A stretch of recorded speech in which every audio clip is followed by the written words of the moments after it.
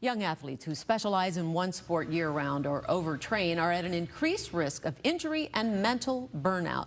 And joining me now to talk about this new study is Dr. Nick Verma. He is the Director of Sports Medicine at Midwest Orthopedics at Rush, and he's also the head team physician for the White Sox. Good morning to you. Thanks for coming in. Thanks for having me. So this is something we've been hearing a lot about, and this latest study is just kind of reconfirming what you already know and what parents are experiencing. So what are the biggest risks when it comes to these young athletes and overuse? Well, I think the most important part of this study is we've always known over the last decade or so the risk to actual injuries, physical injuries that happen. We've seen that in baseball where the numbers of youth athletes undergoing surgery for things like Tommy John or shoulder problems has just skyrocketed. But what I really liked about this study was the fact that they kind of shined a light on the mental side and the burnout that happens where kids just drop out of sports because they just don't have the ability to put in the investment that's required for any level of participation at this point. So you do surgeries from young to all ages, right? Correct. So with your experiences with the younger kids, when you've had to do like a Tommy John or something like that, do you find that mental aspect when you're sitting and talking to them about what they're going through? Well, I think, first of all, the burden on them for the recovery is significant. But I think what's more interesting is not necessarily the surgery kids, but we see a lot of kids that come in that are just having vague complaints of pain. Sometimes we can't explain where the pain is coming from, or the MRIs and the studies look normal.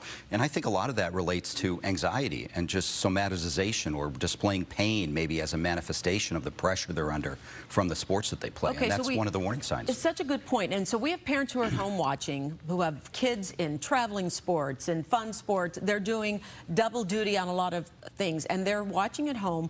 What advice do you have for them when it comes to, how this is affecting our children and what we should be doing?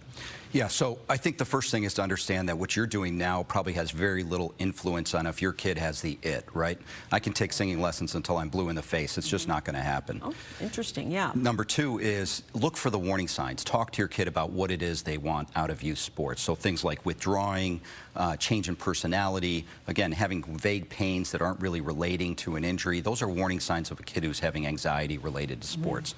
And then finally, if your child is involved in sports, and maybe they do have the potential to play at the next level, you've got to be the CEO of their sports experience. We know that when these kids are playing year-round in a single sport, especially early, before skeletal maturity, so 16 to 18 years of age, they're going to be at higher risk for injury. So you just got to control it. So let's talk about those injuries at an early age, if they are starting early, how that impacts them later as adults.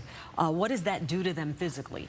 Well, I think there's two things. Arthritis, things like that? Absolutely. Number one is it certainly does have effects later in life. If you tear your ACL or you tear your meniscus, your risk of arthritis is markedly increased. The second thing that we're seeing, for example, at the major league level is kids that would come in and maybe have a Tommy John in college or early in their pros are now having it at 14. What does that mean for their longevity of a career? So there are downstream effects that are real. Yeah, okay. Well, we appreciate you joining us this morning. Great tips. I think this is great for parents to know, very serious. But I'm a little disturbed by the fact that I can't take voice lessons because I don't have it, and my voice is never going to change. You've totally ruined my morning for Sorry. me. Great to have you on. Thanks. Thank you. Very important advice. What do you think, T?